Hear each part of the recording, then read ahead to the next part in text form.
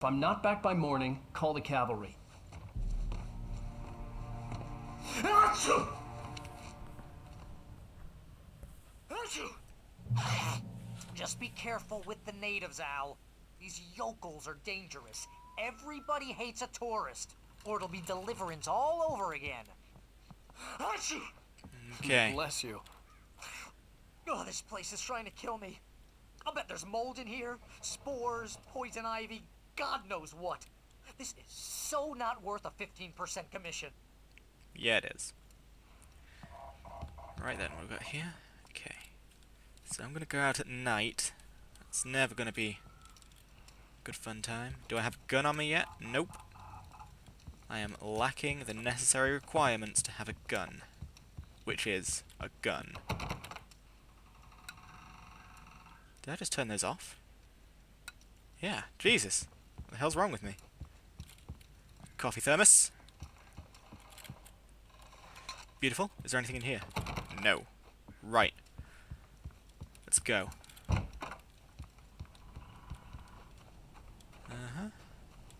Down we go.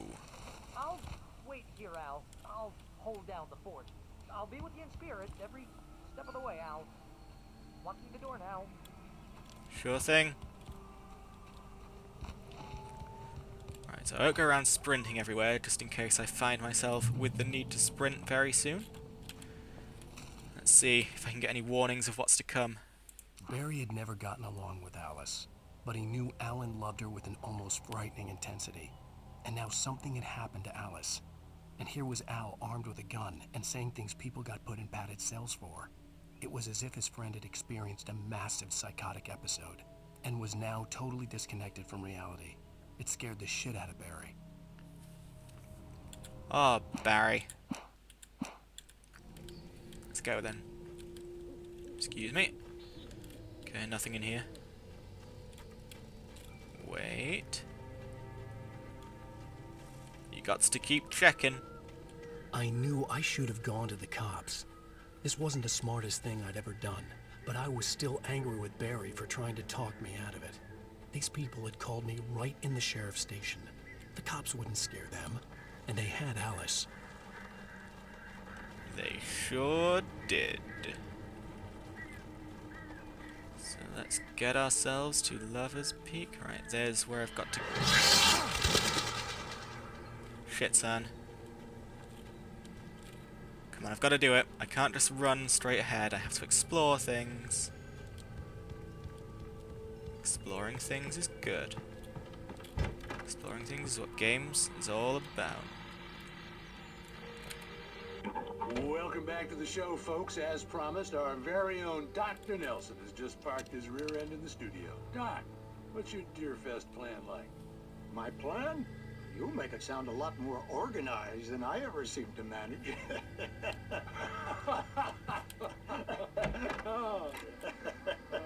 No plan, really. Just taking the atmosphere. I'm getting a little too rickety to do much more than that, you know. Oh, tell me about it. No sack race for us older gentlemen, huh? Yes, exactly, Pat. But I'm going to check out the parade, of course. And I'll be one of the pie contest judges, too. Well, that takes a different kind of constitution. Oh, yeah. It's my kind of exercise. Now, Doc, seriously, you're in pretty good shape, though. You're the outdoors type. I know for a fact you're an avid fisherman. That's right. Matter of fact, just caught a heck of a largemouth bass early this morning. But you're not taking part in the fishing contest? No, not this year. See, Pat, I'm just not that competitive anymore.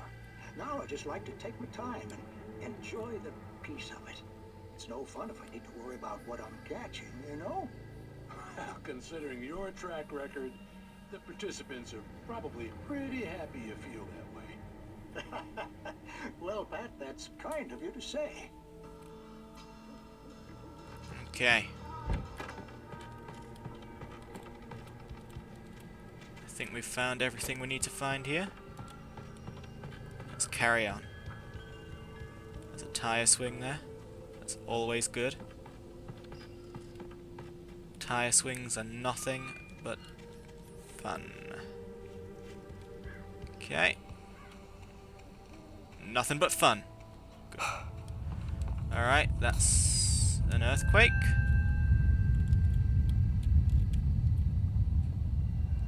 Nothing wrong with a bit of an earthquake. We can deal with earthquakes. Okay. Gonna have another quick look around, because a life without looking around is a life with nothing found. Do you feel me?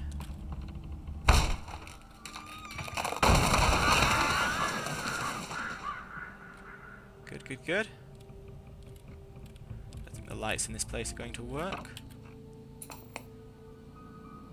I love these things. Crime and punishment. The cancer and cure of civilization.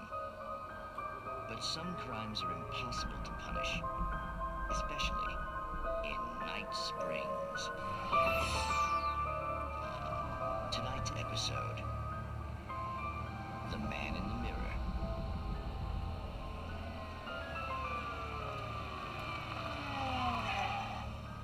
He's inside, Agent. He's a weird one. So, you're confessing to killing that guy, huh? Why? Had it coming? Yeah, but why would you do that? I mean, you're a nice guy. Normal. Took your kid to a soccer game. So how come at the game, you pick a guy and, quoting from the arresting officer's report here, assault the victim's head area repeatedly with the weapon of choice being a pair of bare fists? Wow, that sentence really flows, huh? Maybe you're not the literary type. Okay, so you mess him up. But why? Who was that guy? We couldn't ID him. Why would a guy like you do him like that? I didn't like his face.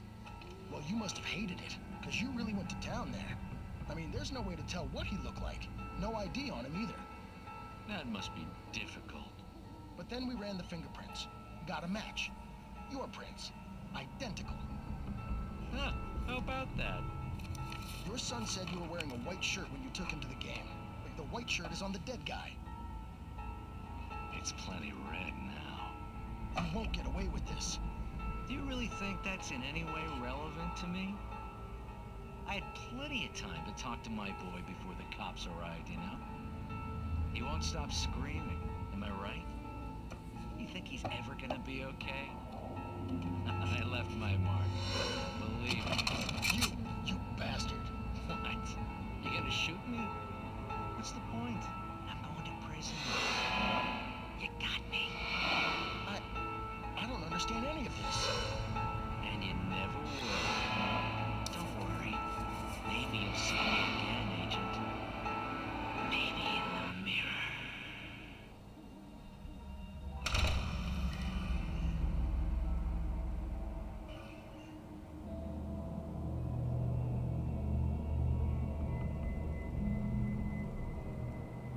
Was that the end of it?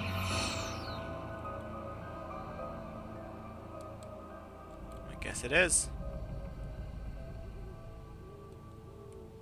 Yep. How odd. Have we had a look in here? Okay, nothing in there. Let's get going.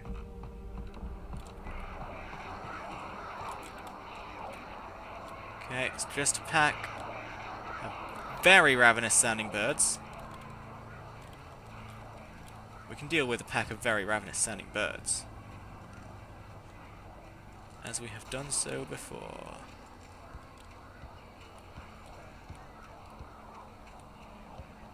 Let's see what we have up here. Another page.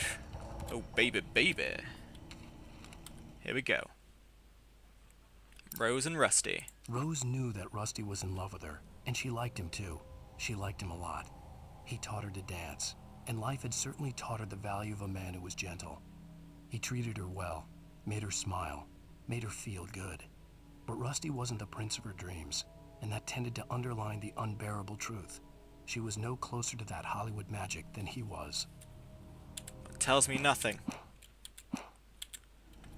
Why would I care about the romantic struggles of two people whom I barely know? I want to know what kind of trouble I'm going to be in a couple of seconds' time. That's what I want to know.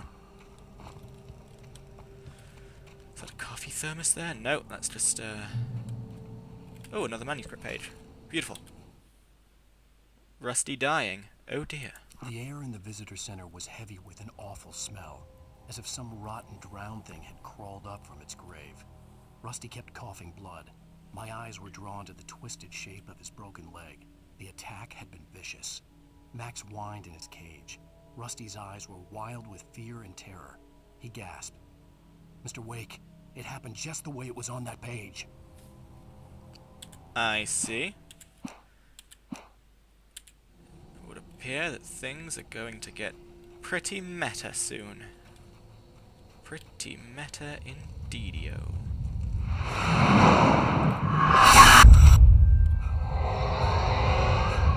The vision left me weak. This was no head injury.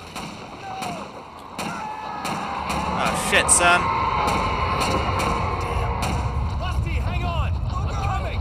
Please, help me! Anybody? Help me! I'm coming, sir. You're not going to... Help me! Everything will be fine. Can you hear me? Anyone? Please, Hello? help! Back here. I'm here, bro. Back here. Mr. Wake?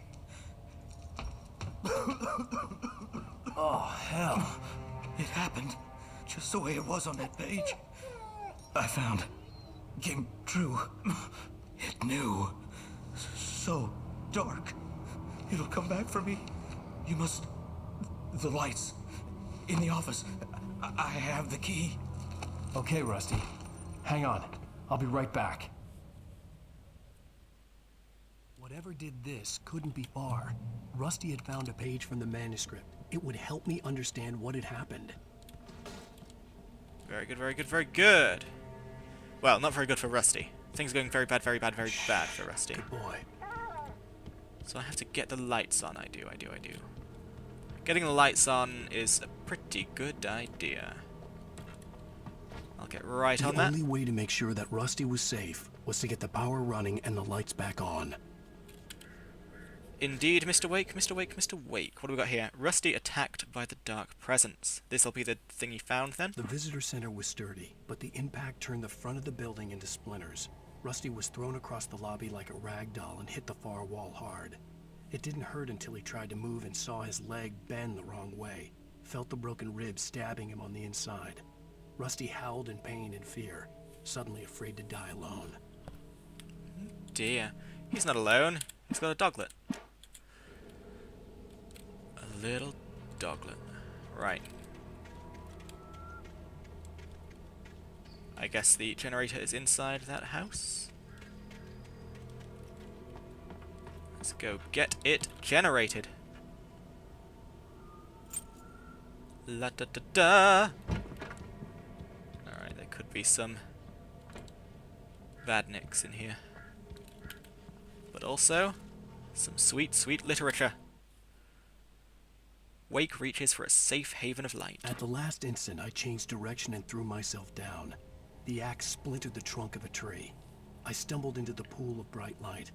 My lungs burned. I was too exhausted to move. I tensed as I waited for the killing blow, but it never came. I raised my head. Nothing moved in the darkness beyond. For the moment, bathed in the cold light, I was safe.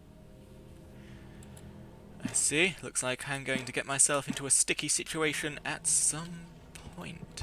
Let's see what we've got in here then. Yeah. Something's making a fizzing sound. Ooh! Revolver bullets, maybe? Oh yeah. And some batteries. That is God's combo. Alright. I was too late. Someone had destroyed the circuit breaker. There was no way to get the lights back on.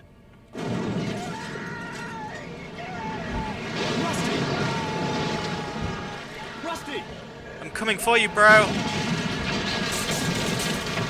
ground was covered with oily patches that looked like liquid darkness.